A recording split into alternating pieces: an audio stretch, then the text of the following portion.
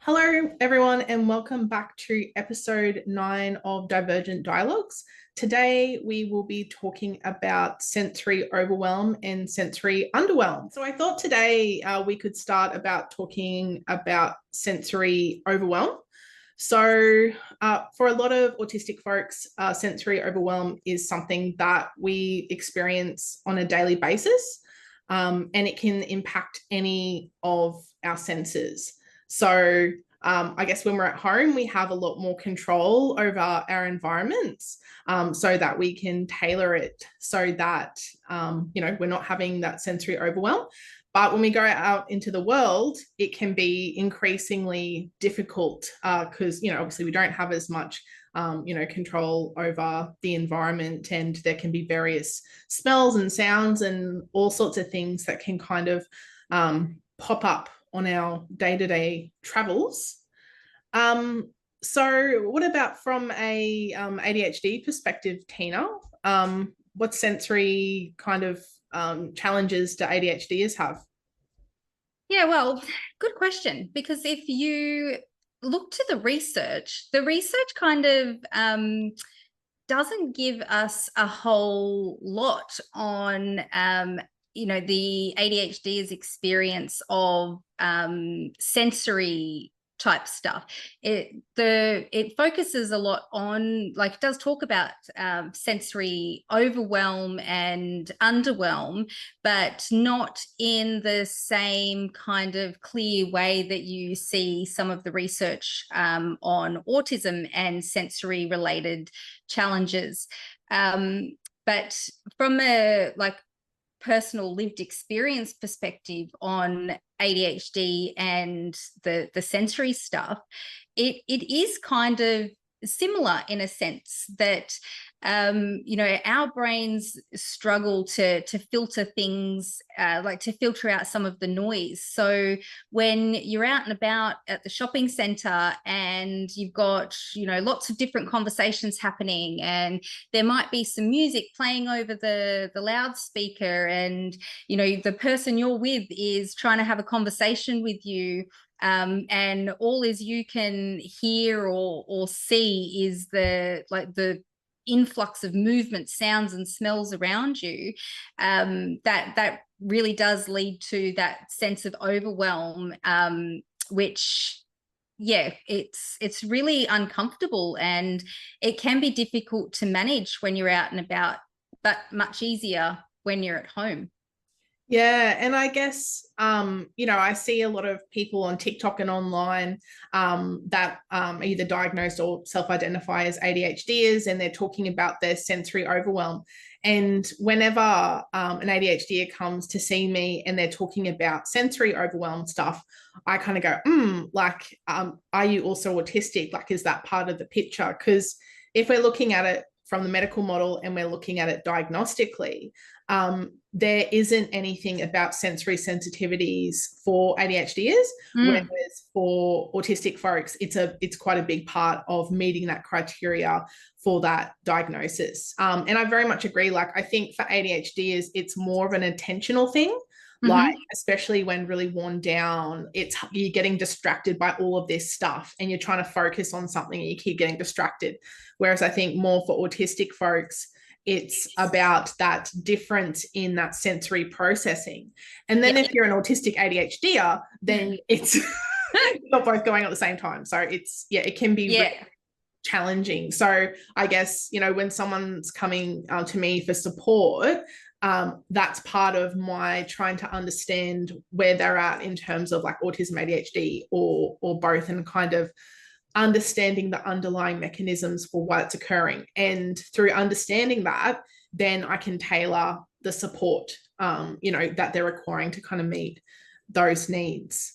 You're right, because from an ADHD perspective, it is, the sensory stuff is really talked about from an emotion regulation perspective. So it's kind of seen as you're experiencing this sensory overload, sensory overwhelm, because you're struggling to regulate your emotional response to things versus sensory processing differences. Yeah.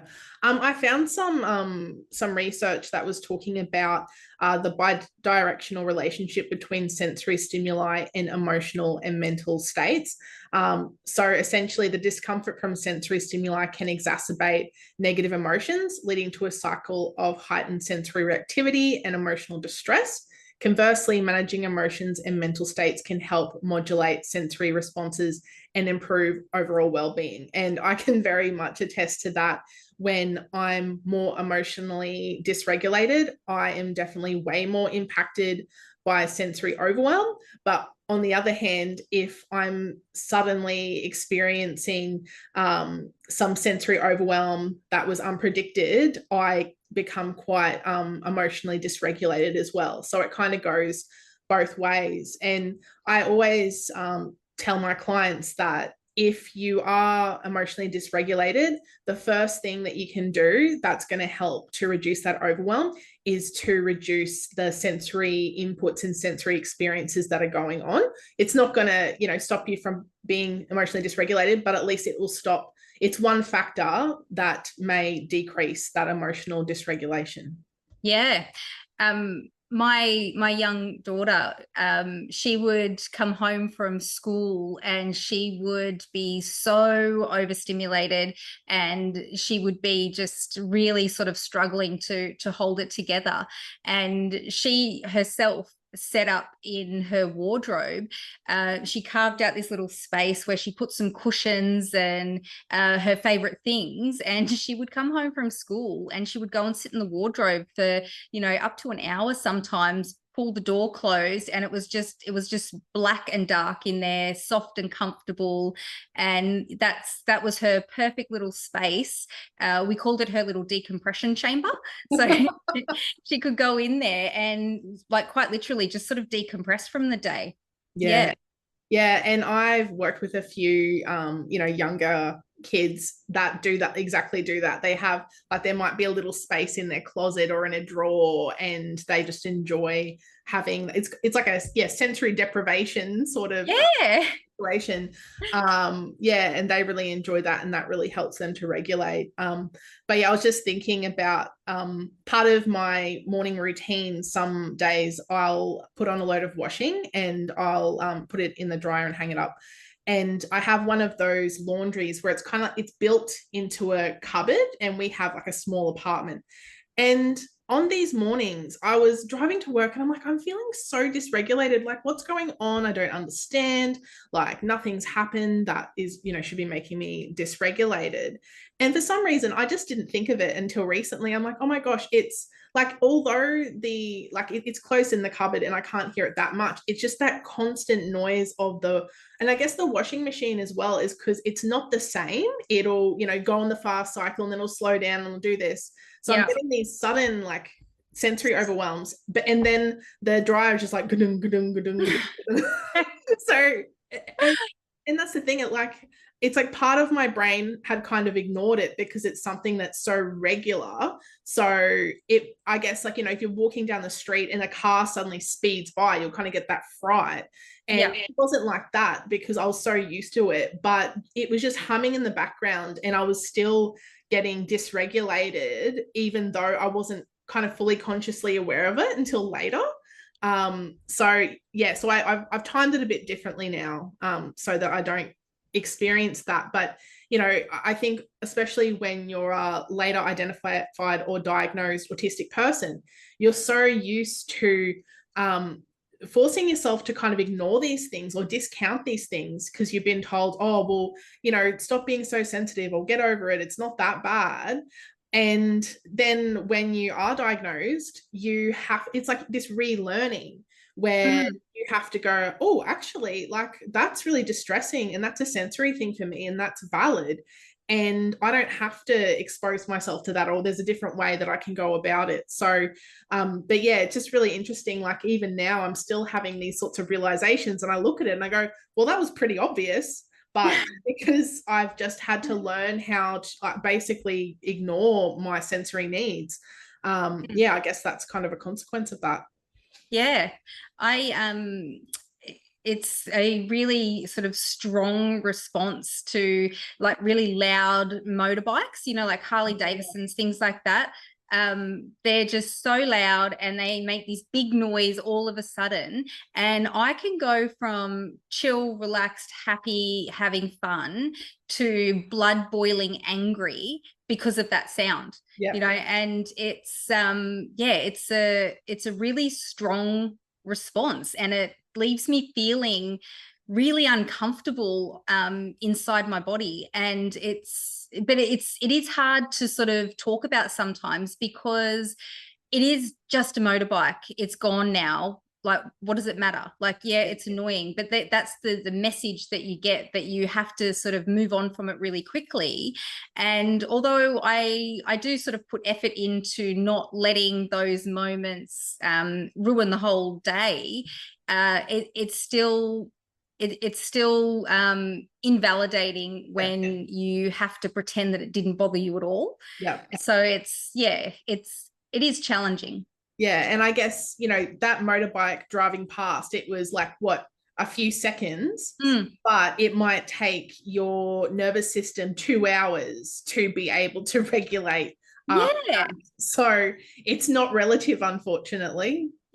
Exactly. It's like, I'll stop whinging about it when my nervous system has collected itself. Yeah, exactly. And I think the other thing that's really important to understand about sensory overwhelm, particularly for autistic folks, is that it has a physical impact on our body. So for an example, vacuum cleaners. If I'm in a room with a vacuum cleaner for, I don't know, a certain amount of time, doesn't have to be long, afterwards, I feel dizzy and I feel sick in my stomach. And to other people, they would be like, what? But for me, if it does, it's just that it's so loud, it's really intrusive. It's like ringing around in my head, and it just dysregulates not just myself emotionally, but my nervous system. And it's a pretty full-on experience. And it is difficult to help other people understand that these experiences are not a choice thing. You know, you didn't talk yourself into feeling dizzy and sick, and it's not attributed to something else, and you've just decided to make it about the vacuum cleaner so you can avoid having to vacuum your house. It's it's a very real response that is I mean, you know, who likes vacuum cleaning? There probably are some people who are out there. Perhaps there's autistic folks where it's a special interest, who knows? But I mean, if I could just spend 15 minutes to vacuum my house, like, I would do that.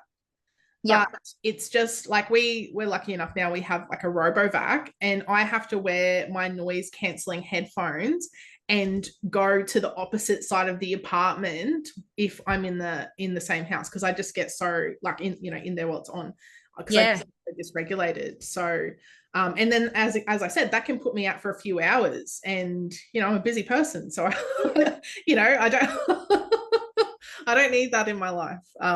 But confessions of a mum, I used to really enjoy vacuuming, because it was like a small period of time where the vacuum cleaner's on, it is very loud, and that was a really great excuse for not being able to hear my kids calling out. They're hungry, or something is happening, whatever, I don't know. I hear you. So but now they're older, I've don't like it anymore. It serves me no purpose. But and I guess a lot of these sensory sensitivities, it is caused by a brain difference in a way of how we process that sensory information. And it's not a choice. I think there's a lot about being like autistic and ADHD, which is great, but for a lot of people, sensory sensitivities can be really disabling to a lot of people on a daily basis. And you know, I'm really lucky that, you know, I have my own business, so I have my own office, so I don't, you know, I can control the temperature of the air conditioner, and I can control the lights, and I can do all these sorts of things. Yeah. But when I used to work in a big open plan office, I didn't have those options. And you know, I think there's some accommodations that have been normalized, and we'll talk probably more about that in the next episode. But I think it's important to consider that it's not just about noise cancelling headphones. Mm. Autistic people have sensory differences for all the senses. And yes, noise cancelling headphones are a great step in the right direction, but it's not going to address all the sensory needs. Yeah. And yeah, I agree. It can sometimes, these things can sometimes be boiled down to one thing. It's like, oh, you have sensory stuff, here's some headphones. But yeah, it is about more than that. Yeah. And even with fidgets and things like that, like, you know, I have like way too many fidgets, but I mean, can you ever have too many? But you know, there's different kinds of fidgets that meet different sensory needs. So it's not just about going to the shop and buying, you know, a few different, like, you know, they can have different textures or different sounds or like different weights. So yeah, I think a lot of these things have been commercialized, but you know, it's really important to see professionals that can support you to find what's really meeting your needs. Yeah. And you know, from an ADHD perspective, it when we think about the sensory overwhelm being in that space of regulating attention and like emotional response, all those kinds of things, yeah, sometimes it is about recognizing what it is that is sort of causing you the most distress and what's happening there. Yeah. Yeah. So I guess that's hypersensitivity. It might be good to have a little chat around hypersensitivity or sensitivity or understimulation. Mm-hmm. Because I think that's, as an ADHDer, I think that's definitely something that you know, can be a challenging experience. So did you want to talk a little bit on that, Teena? Yeah, so understimulation, that's it can look and feel a little bit like depression. It can be quite like have quite an impact on your life and your ability to participate in life. And yeah, it is very, very real for a lot of ADHDers. So the research tells us that ADHD is about part of it is about that dysfunction in the dopamine pathways in our brain. You know, like our brains don't produce enough dopamine, and dopamine is that chemical messenger that plays a crucial role in like motivation, pleasure, learning, all those kinds of things in the brain, like regulation. And with the like not getting enough of that dopamine means that we struggle with motivation, and that can sometimes mean needing a lot more stimulation to get going, get things done, stay on task, all of that kind of stuff.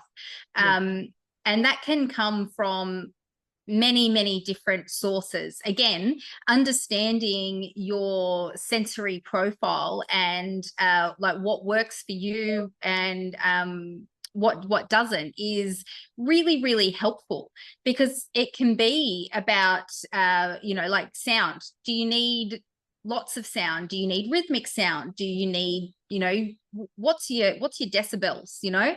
I was listening to something the other day, and apparently most Western music is produced off a 12-point decibel scale or something to that effect. Eastern music is produced off a 7-point scale, and for our ears, music from a 7-point scale sounds like a lot of noise because it's not normal for us, like hearing music that way. Super interesting. But my point is, what works for you and what sounds like noise for you?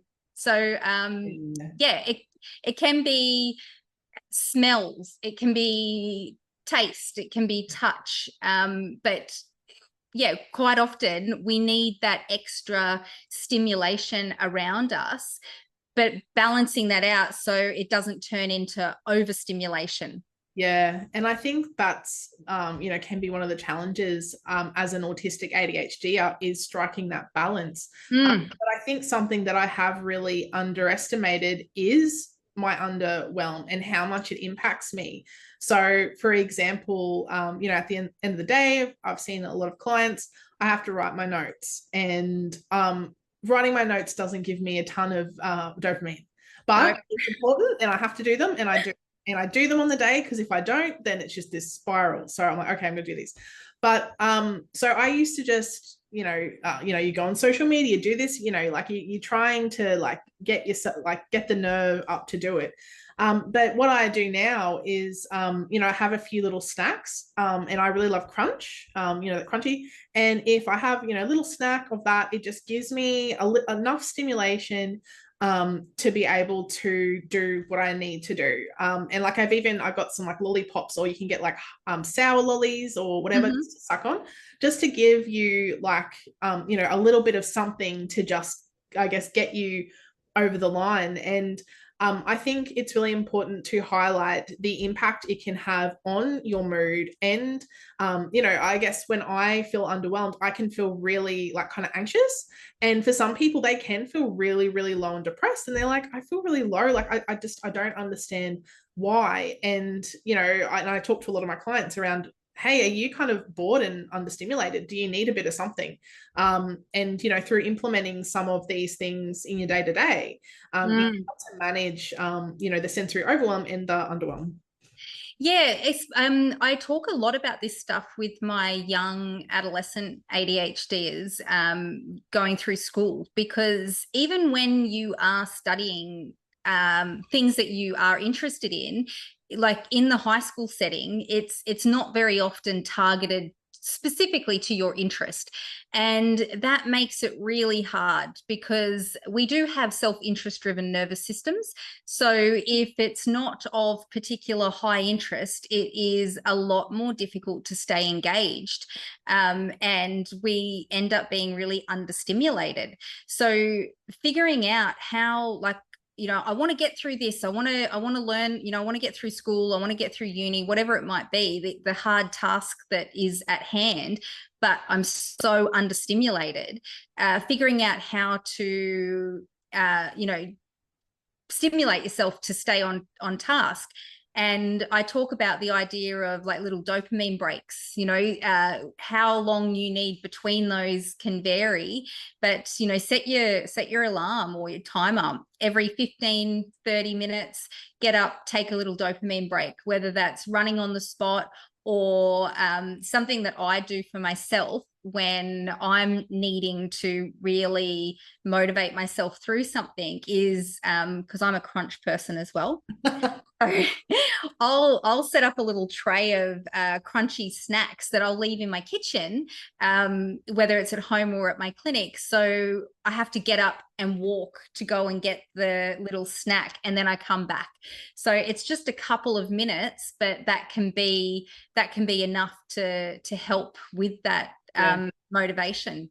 Yeah, and having that movement is so important for ADHDers as well. It really helps with that restlessness, and it can just kind of be getting up and walking around. You can do a few star jumps or whatever if you feel so inclined. But yeah, I think just really normalizing these sorts of things, like because I guess like especially in a classroom, it's like if kids get up and start walking around, then teachers start asking questions. But it is something that helps to regulate. So I think we touched on this before, but I think it's really important to understand that autistic folks experience a different pattern of sensory differences, so can have hyper or hyposensitivities across all the different senses. So again, just really reiterating that particular accommodations may be helpful, but it might not meet all sensory needs. And it's really important to go see a professional that can help you to, kind of figure that out and make sure that you're getting that tailored support. And yeah, I think it might be helpful to talk a little bit around, I guess the long-term outcomes of sensory overwhelm as well. Because I think this, as I was saying before, sensory differences in overwhelm and underwhelm has been really dismissed and not really addressed. I really feel like it's only the last couple of years, especially therapeutically, where people, different professionals are getting more and more understanding of autism and the experience, and really trying to understand those sensory differences and trying to tailor not just the environment, but also the interventions to be able to meet those sensory needs. And unfortunately there's a lot of people who have gone undiagnosed or unsupported, and it does have these sorts of cumulative effects. So there's a lot of it can really impact on mental health and and physical health when your nervous system is chronically being activated. It's not really healthy for that to be occurring over such a long amount of time. And I think the other thing that's interesting to consider is that sometimes, like just for example, like a lot of ADHDers often, feel like they snack a lot, but it's important to think of that from a sensory perspective as well. And that can kind of have various different effects as well, because I think some people see that as like a negative thing, like they may feel like they're binging or that kind of thing, and when actually what their body is trying to do is meet a sensory need. And if that's identified and acknowledged, then you can kind of change how you, I guess, view that kind of behavior, or view that kind of relationship with food.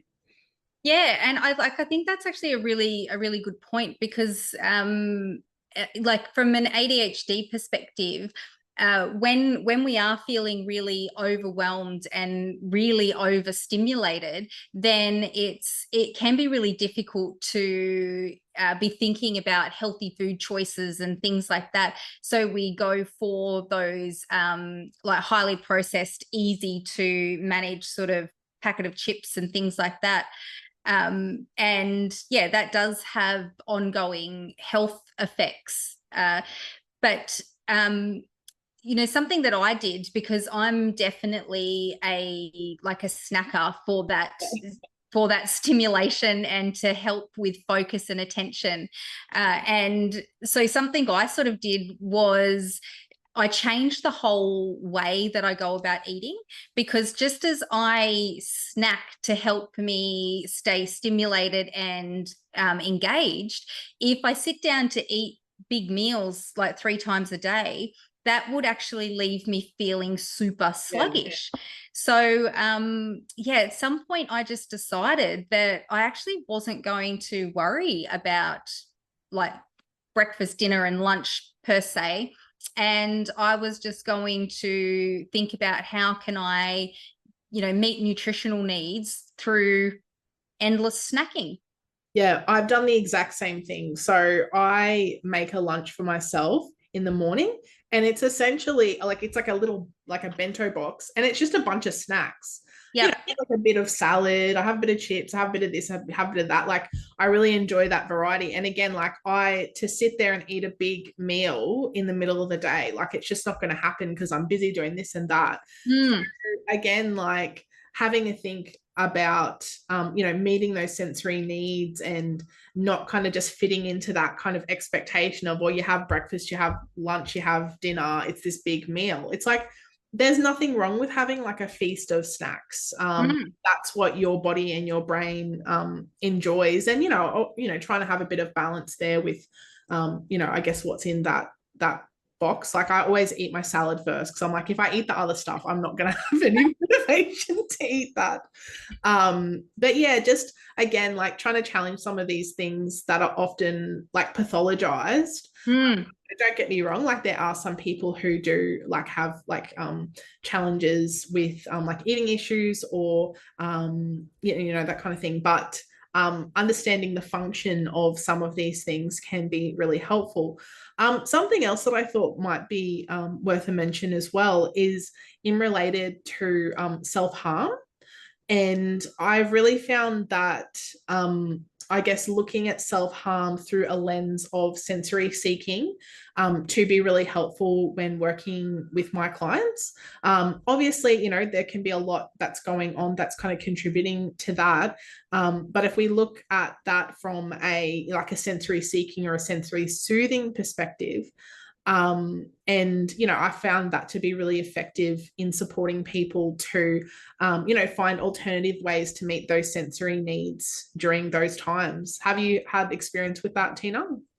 Yeah, definitely. Like even just on a personal level, something that I have struggled to figure out for myself is like the fingernail picking and like the finger sort of picking, and just paying attention to what purpose does it serve? Why do I do this? Because it's never a decision that I make, like, oh, I'm going to sit there and pick my fingernails today. And yeah, I'll just wait till they get really sore and then I'll stop. Like that doesn't happen ever. So paying attention to like when do I sort of do this and what am I getting out of it? And it quite often it is about maintaining focus and attention. So sensory seeking to help regulate my attention and focus, because from that social conditioning perspective, thinking about like that outer world stuff, of what it is to be a good girl. Good girls sit still, they don't fidget, they don't move around, and they don't do all of these sorts of things. And of course, like the idea of respect in our culture is, looking at the person, engaging in the conversation. You certainly can't be doing something else to help you focus. So I guess we develop these things that the person or, the people around us might not recognize that we're doing. And yeah, sitting there picking at your fingers or, something similar, people might not see you doing that, but it serves a purpose. And what can I do differently? So I'm not essentially causing myself harm. Yeah. Yeah. And I think, pathologizing or viewing something as like a nasty, bad habit, I've never found that to be helpful. Whereas trying to understand the underlying function of that behavior or that habit or whatever it is and addressing that, can be really helpful. And sensory soothing or seeking could be part of the picture for what's going on. So if you meet those sensory needs, then you may actually find out that you're not picking your fingers or snacking all the time and things like that. So yeah, it's a really important thing. One thing I did want to quickly mention as well was around stimming. Stimming is something that autistic folks and ADHDers can do in order. It can be a sensory soothing or a sensory seeking, kind of behavior. And I think there's a lot of those sorts of stereotyped kind of stimming behaviors, like the shaking of the hands, and things like that. And I've actually realized I do that sometimes. And I think unfortunately that because of some of these stereotypes, some people don't feel comfortable stimming, particularly in public. And I think the other thing is that it's often associated with distress. And although autistic people can stim due to distress in order to be able to soothe, it can just be something like, it can just be like a joyful thing. Like when I am really, like when I'm really happy about something, I just want to like jump around. Like I have this energy and I just want to kind of go, ugh. And yeah, and again, so and also if it's related to underwhelm, it can be that sensory seeking. So like you might pick your, you say like pick out your nails because you're stressed, but you might also just pick at it because you're sensory seeking and you're kind of bored and you're in a meeting and there's nothing else that you can kind of use. So Yeah. Just really wanting to normalize stimming as well as a way of meeting sensory needs and regulating. Yep. And yeah, I think it is important that to normalize those sorts of things, because just as adults, we're often not really allowed to express like more so the happy emotions. It's like it's okay for grown-ups to be cranky or angry yeah, yeah, but if you're happy or excited and you're jumping up and down and just bouncing around, then it is seen as immature, juvenile, or things like that. It's like, oh, settle down. But why? Like, it's just an expression I of. love it when people are passionate and excited about things. It's just like, oh, I just love being around it. So Yeah, me too. Me too. maybe it's because those people are miserable. They don't like seeing someone else happy. Maybe. Yeah. I don't know. Oh gosh, all these pesky social norms. Will we ever be free of them? I don't know, but we'll try. Probably not. Yeah, but anyway, I think we might wrap it up there. So thank you to everyone for listening into another one of our podcasts. If you haven't checked out our other episodes, check out the previous episodes. We tend to pick a topic every month, so you can kind of have a look and see what's of interest. Otherwise, we'll see you next time.